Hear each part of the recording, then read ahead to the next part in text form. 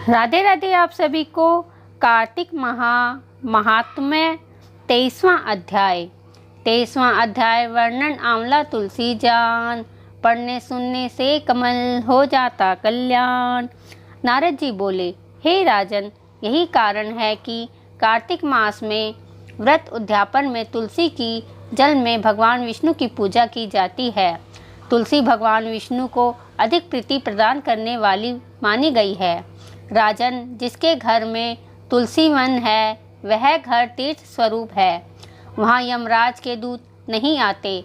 तुलसी का पौधा सदैव सभी पापों का नाश करने वाला तथा अभिष्ट कामनाओं को देने वाला है। जो श्रेष्ठ मनुष्य तुलसी का पौधा लगाते हैं वे यमराज को नहीं देखते। नर्मदा का दर्शन, गंगा का स्नान और तुलसी वन का संसर्ग, ये तीनों एक समान कहे गए हैं। जो तुलसी की मंजीरी से संयुक्त होकर प्राण त्याग करता है वह सैकड़ों पापों से युक्त ही क्यों ना हो, तो भी यमराज उसकी ओर नहीं देख सकते।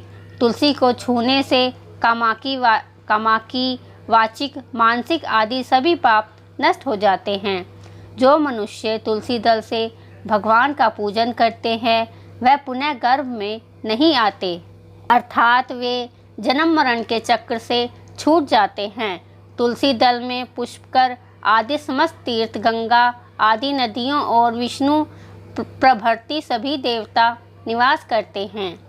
हे राजन, जो मनुष्य तुलसी के काष्ठ का चंदन लगाते हैं उन्हें सहज ही मुक्ति प्राप्त हो जाती है और उन द्वारा किए गए पाप उनके शरीर को छू भी नहीं पाते। जहाँ तुलसी के पौधे की छाया होती है वहीं पितरों की प्रीति के लिए श्राद्ध करना चाहिए। जिसके मुख में, कान में और मस्तक पर तुलसी का पत्ता दिखाई देता है उसके ऊपर यमराज भी दृष्टि नहीं डाल सकते। फिर दूतों की तो बात ही क्या है।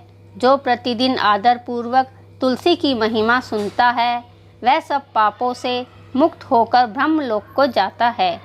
इसी प्रकार आंवले का महान वृक्ष सभी पापों का नाश करने वाला है। आंवले का वृक्ष भगवान विष्णु को अति प्रिय है।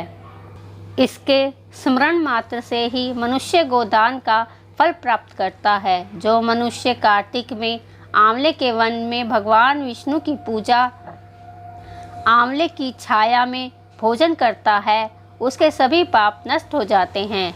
आंवले की छाया में मनुष्य जो भी पुण्य करता है वह कोटि गुना हो जाता है। जो मनुष्य आंवले की छाया के नीचे कार्तिक में ब्राह्मण दंपति को एक बार भी भोजन देकर स्वयं भोजन करता है वह अन्य दोषों से मुक्त हो जाता है। लक्ष्मी प्राप्ति की इच्छा रखने वाले मनुष्य को सदैव आंवले से स्नान करना चाहिए। नवमी, अमावस्या, सप्तमी, संक्रांति, रविवार, चंद्र ग्रहण तथा सूर्य ग्रहण के दिन आंवले से स्नान नहीं करना चाहिए। जो मनुष्य आंवले की छाया में बैठकर पिंड दान करता है उसके पितृ भगवान विष्णु के प्रसाद से मोक्ष को प्राप्त होते हैं। जो मनुष्य आंवले के फल और तुलसी दल को पानी में मिलाकर स्नान करता है उसे गंगा स्नान का फल मिलता है। जो मनुष्य आंवले के पत्तों और फलों से देवताओं का पूजन करता है उसे स्वर्ण, माणी और मोतियों द्वारा पूजन का फल प्राप्त होता है। कार्तिक मास में जब सूर्य तुला राशि में होता है तब सभी तीर्थ, ऋषि, देवता और सभी यज्ञ आंवले के वृक्ष में वास करते हैं।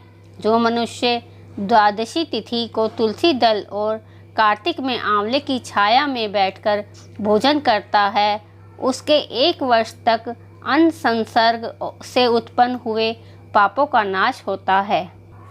जो मनुष्य कार्तिक में आंवले की जड़ में विष्णु जी का पूजन करता है उसे श्री विष्णु क्षेत्रों के पूजन का फल प्राप्त होता है।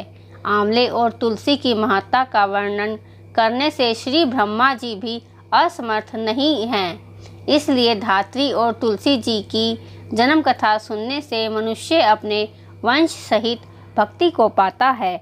बोलो विष्णु भगवान की जय। राधे राधे।